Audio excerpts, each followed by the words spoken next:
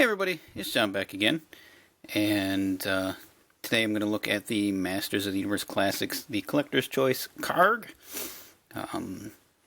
I'd just like to say thank you for everybody that joined in the conversations on the last set of 4 figures. It was a lot of fun, and a little update. I did get a response back from SUPER7, and they said simply, once all their shipments are fulfilled, then they shall send out a replacement figure with a return slip or just a return slip. So maybe I'll be able to get that taken care of. I'll let you know if it happens. Maybe give it a secondary look and see if it's a little bit better overall. But these I have high hopes for, just because the last wave of the Collector's Choice figures I thought were really pretty cool. I mean, that geez, all of them. I think all of them were pretty neat. So let's get into this one. He's in his little cardboard shipper. We've seen it. The 10th anniversary, 2018. I'm a little bit more excited for these.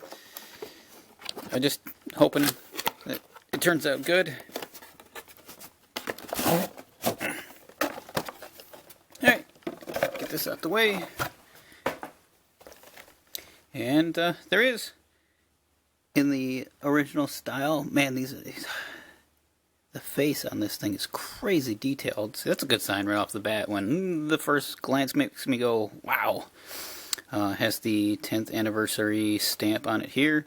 The Evil Inquisitor with the horrible hook. So he's a character based on the He-Man the movie. I think this is the first time he's ever had a figure. This is not the movie version of him, though. I believe this is the comic book version. It's got some crazy cape going on. Get a close-up here on the bio. If anybody wants to pause and read that, go for it. And I'll take him out. We'll take a closer look. Alright, here we have him outside of his package. And first looks at him. There's a lot of little tiny things with this guy that are fantastic, and a couple of things that are a little off, but he's standing, which is good. He's got a really super loose ankle, which happens once in a while with these guys. They get a ton of articulation every now and then when one of the joints isn't super tight. You can fix that by putting just a little bit of floor cleaner or wood polish in there, and it will clean right up. But I'm going to bring him in here so we can get a crazy look at the detail on that face. It's pretty cool. He's got this huge head with all this hair and these little ears sticking out. There's a lot of detail in all the hair. The only thing that's kind of weird is where the hairline meets the head here. You can see where it almost looks like his hair wasn't pulled on all the way. Other than that little detail, though, the sculpting and that's fantastic. His teeth, all those little lines, his little collar piece here looks like it's actually made out of like lace. He's got the little detailing on his chest. There's all these little tiny details in the rest of his like cloth that he's wearing, and there's this kind of sparkly shimmer to him, which is really nice. The hook arm is cool. The boots are neat. There's a little bit of weird gappage to how they were sculpted to where they fit to the leg. His cape on the back is this kind of black. I can see some different color variations in it, and then this is highly detailed too, which would be like the other underside of maybe the animal skin. It's pretty cool. He's green, so that's a plus, I guess. The cape is glued on, though. I don't know if I can pick that up in here, but it's glued and attached to the back piece. And like with all the SUPER7 figures, it's also glued on, so you cannot take this chest piece off, unlike the original classics.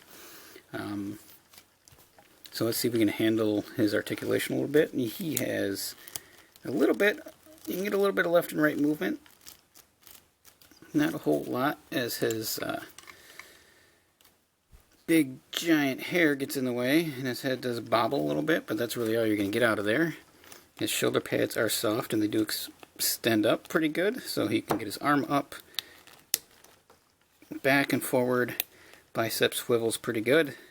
It's got that single jointed elbow, which on this one, holy cow. Oh, there it goes. Yeah, a little bit of paint was just attached there, but you can't really see it. You'll get a rotation on the hook, which is nice. So overall, his arms are nice. Wow, that paint, it's that blue paint. It's probably really sticky, I'm gonna guess. Just really gentle. You should be able to crack it. And you do get a little bit of a paint missing there, but it doesn't look, you can't really see it. He does have an ab crunch, which crunches pretty good. And a waist swivel, which is nearly nice and smooth. Now this is a really soft fabric. You can see he's got little, I don't know, torture tools hanging off his belt there. So he gets a good wide stance. His legs go back a little bit, forward, pretty good. Probably more if you move that out of the way. Single knee joint. Boot cut swivel underneath the boot cuff, which is a little weird, but I guess it kind of works. And he's got the standard feet. I really like that blue. The way it hits the light, I just don't know if it comes up on the camera so well. It's got that shimmer to it. So this is a pretty good figure. Other than his little loose ankle, which is a bummer. He does come with his gun, which is in this gun, painted in this basic gunmetal gray. And let's see if he can hold it. There's even shading on his hands. Or, sorry, hand, which is hinged. And does swivel. And it fits really well. And then he has a knife, which I wonder if there is some, or does it hook? Does this come out?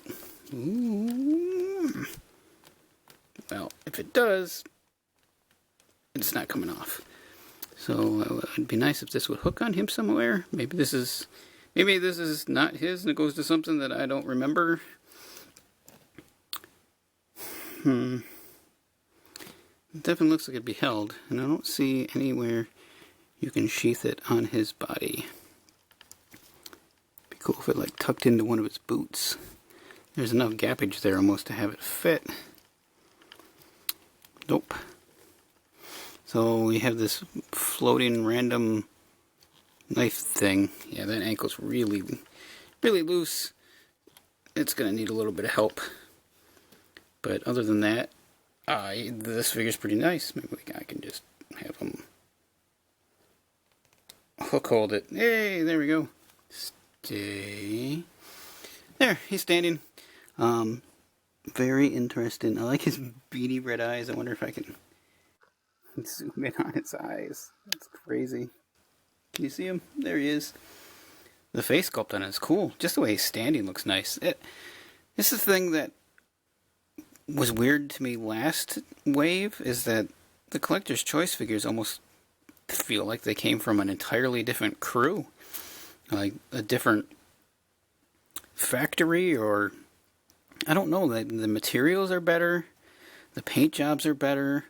The sculpting, of course, is more detailed because they're not the Filmation bare minimum stuff, but why is there such a big difference in the quality between these and the other set? Like, I find it very strange.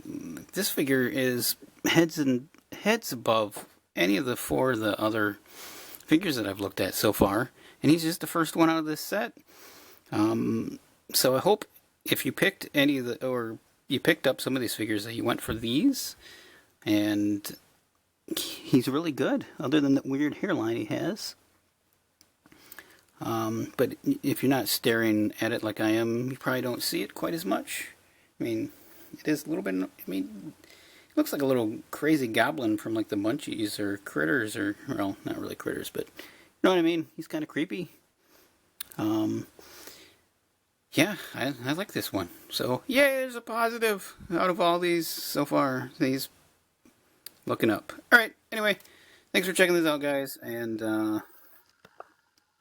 I'll move on to the next one and hope to hear your comments on what you feel about these guys. Alright, bye.